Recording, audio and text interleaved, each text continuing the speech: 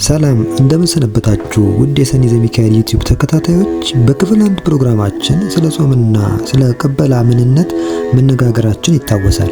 ዛሬ ደግሞ የኢትዮጵያ ኦርቶዶክስ ተዋሕዶ ቤተክርስቲያን ስለደነገገቻቸው 7 አጽዋማትና በሃይማኖተ አበው እንዲሁም በፍትሐ ነገሥት ላይ ስለተቀመጡት የጾም ስርዓቶች በስፋት እንመለከታለን። ፕሮግራማችን ፍጻሜ ድረስ አብራችሁን ሁኑ።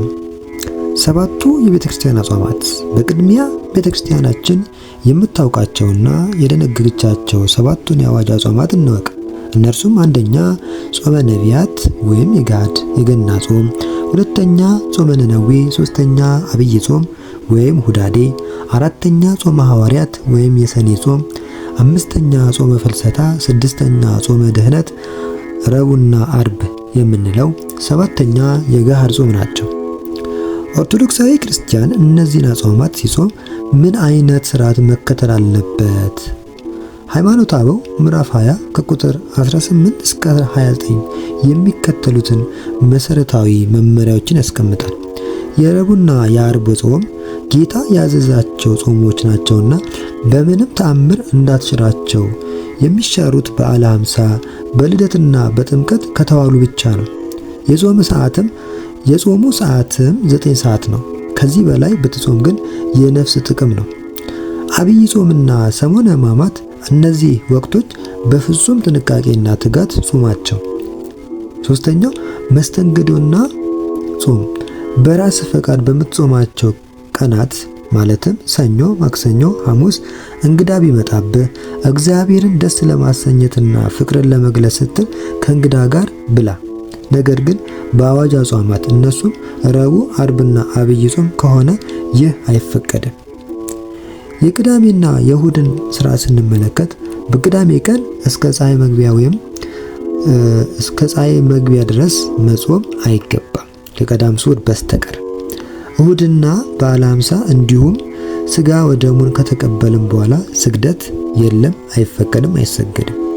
እሁድ ማለዳ ወደ ቤተክርስቲያን ገስግስ። በቅዳሴም ጊዜ የጌታን ሕማም ሞትንና ትንሣኤን እያሰብክ በፍርሃት ቁም። ጾም የሰውነት መጎሳቆል ብቻ አይደለም። አባቶቻችን ሲያስተምሩ 2 ቀን መጾም ቢቻልህ በዚህ ብትጸና ጾምህ በትሕትና ይሁን እንጂ ልቦናህ አይታበይ።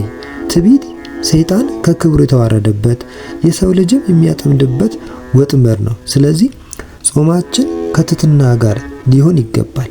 እንዲሁም ወንድሞች ወደ አንተ ሲመጡ እግራቸውን ማጠብን፣ መታዘዝን፣ ማገልገልን አትዘንጋ። በመጨረሻም የጾምን ጥልቅ ጥቅም እንመልከት። ቅዱስ ኤጲፋንዮስ ቤተክርስቲያን እናቱ ያልሆነች ሰው እግዚአብሔር አባቱ አይሆንም ይለናል። ስለዚህ በጾም ወቅት ወደ ቤተክርስቲያን መገስገስ፣ ቃሉን መማርና ስጋ ወደሙን መቀበል ግዴታ ነው። በጾም ወቅት የስጋ አለቃ ነፍስ ናት። ነፍስ ፈላጭ ቆራጭና አዛዥ መሆን አለባት።